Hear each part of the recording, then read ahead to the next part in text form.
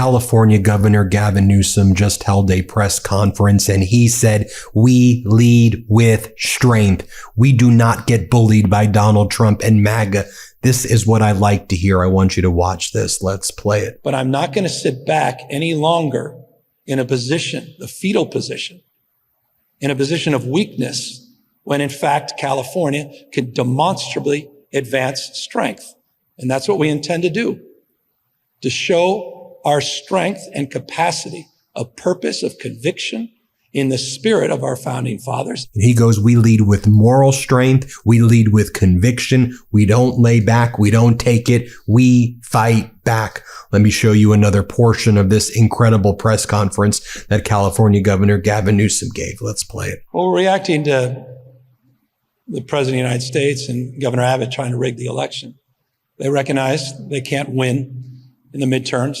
All the momentum has shifted away from them. So they're doing what President Trump familiarly does, and that is trying to, dial for votes in Georgia. And now he's dialing up districts to maintain control and complete abdication of oversight, which is what Speaker Johnson's best known for.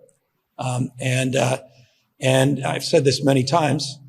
I think there's a growing recognition in this country, not just with Democrats, independents, but also Republicans, that de facto the Trump presidency ends in November of next year if the American people are given a fair chance and a voice and a choice.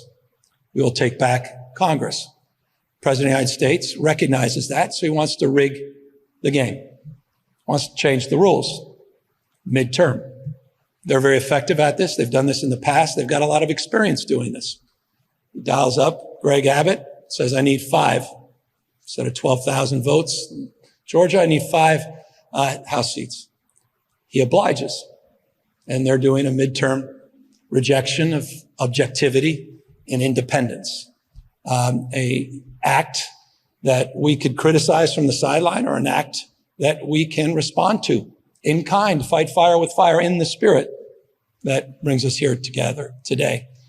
If so much wasn't at stake, our federal support for recovery efforts in Los Angeles that are not conditioned based on politics or the whim of a particular personality.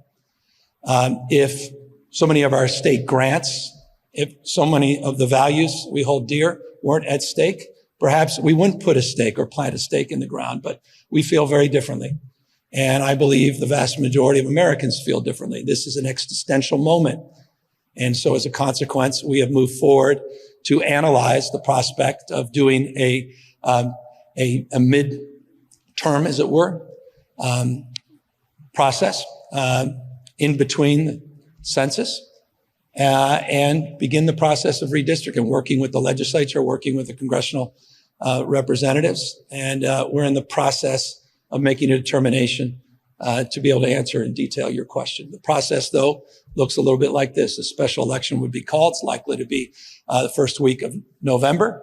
That process will unfold in a way where maps will be made available in a transparent way. We will go to the people of this state in a transparent way and ask them to consider the new circumstances, to consider these new realities. As someone that supports statewide and national independent redistricting, someone who supported the original redistricting as a Democrat, not many of us are out there. I believe in that principle, and it should be advanced nationwide. We're not here to eliminate the commission.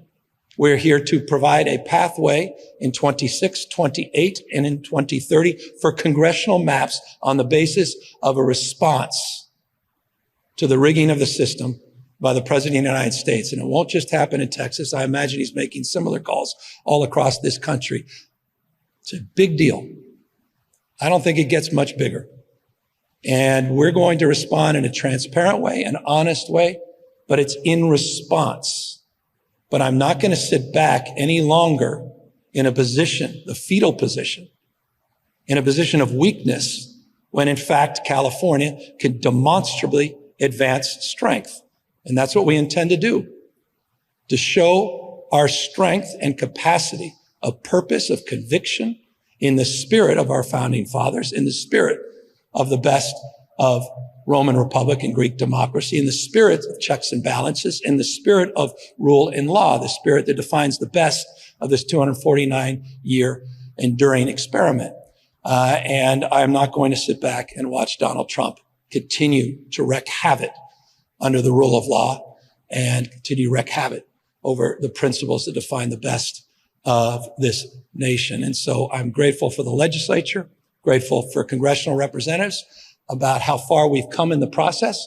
And over the course of the next week or two, we will have more information to share with you on a timely basis. Please be careful not reporting about maps. I've not seen one. I love that you all seen maps, news to me. But I assure you this, I will not be part of this unless the people of the state of California don't have those maps. This is not going to be done in a back room. This is not going to be done by members of some private group or body. It's going to be given to the voters for their consideration in a very transparent way so they know exactly what they're doing, and they can go back in 2030 to original form with our independent redistricting intact in the spirit that I think should be advanced all across this country, not just in California. Here's another powerful moment during that press conference. Let's play it. How much did it cost to have the theatrics with the National Guard and Trump? What was the cost of having thousands and thousands of brave men and women, our heroes, in uniform, waiting for a mission task for the vulgar theater of trying to express, some position of power over the state by federalizing the National Guard or bringing in the United States Marines. By the way, I hope you find that out.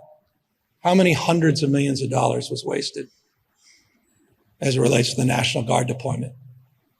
How many National Guardsmen and women actually did anything? How many months they sat there not doing vegetation and forest management? By the way, on that, can I highlight something? I think this is interesting, and I would run with this. Between May and June, the Cal Guard assisted fentanyl interdiction declined 57% because Donald Trump and Stephen Miller took the National Guard off of our counter-narcotics task forces to address the issue of fentanyl.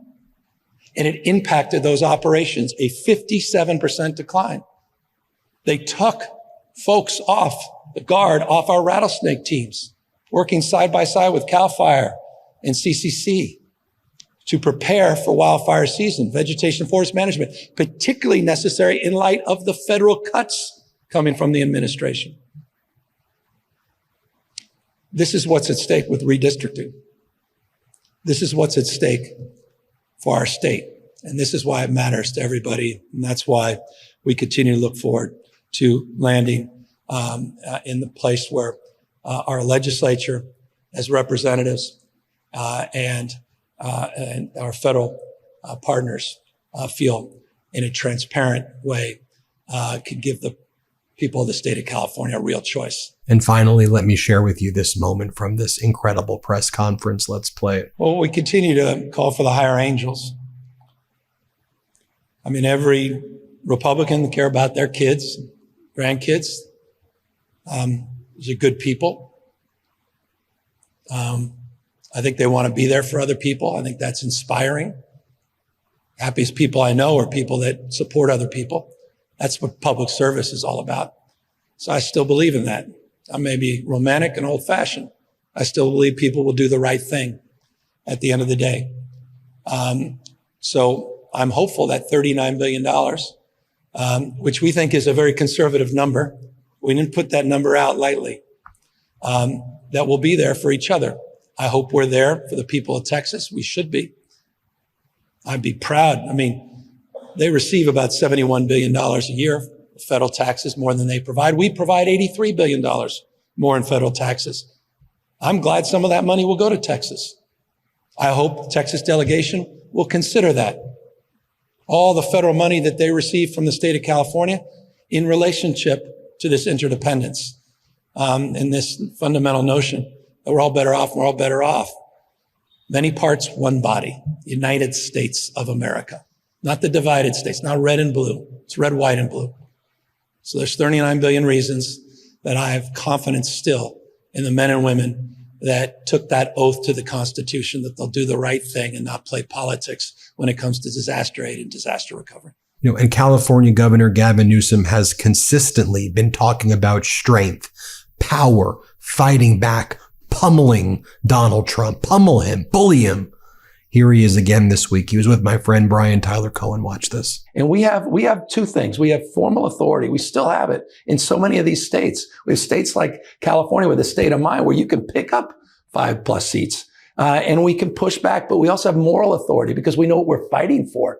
We know who we're fighting against. And so when you have moral authority and formal authority, you need to exercise it at peril of being judged not to have lived. And all of us will judge ourselves, even more extremely that is, if we don't meet this moment. So let's not dream of regretting. Those that have the privilege like I do, public service at this moment, I'm so blessed.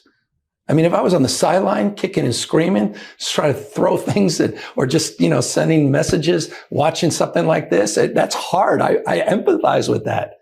And so I'm so lucky to be that voice to the extent I can. And so I'm going to do my best. I don't want to overpromise here. There's still a lot of issues we're trying to address and kick the tires on. But if we don't win back this House, if we don't take back the House, we may not have an election in 2028. That is not a gross exaggeration. I mean, when you receive in the mail a Trump 2028 hat by one of Trump's biggest influencers, they mean business. Right. This is a moral moment. This is the game. This is it. And we cannot tap out. Look, I want to see fighters right now. I want to see people fighting for California, for this country, for our democracy, for our freedoms, for human rights, for civil rights, for humanity against this despicable, vile Trump regime. And I'm glad I was able to show you that press conference right there from California Governor Gavin Newsom. Tell me what you think. Hit subscribe. Let's get to 6 million subscribers. Can't get enough Meidas? Check out the Meidas Plus Substack for ad-free articles, reports, podcasts, daily recaps from Ron Filipkowski, and more. Sign up for free now at MeidasPlus.com.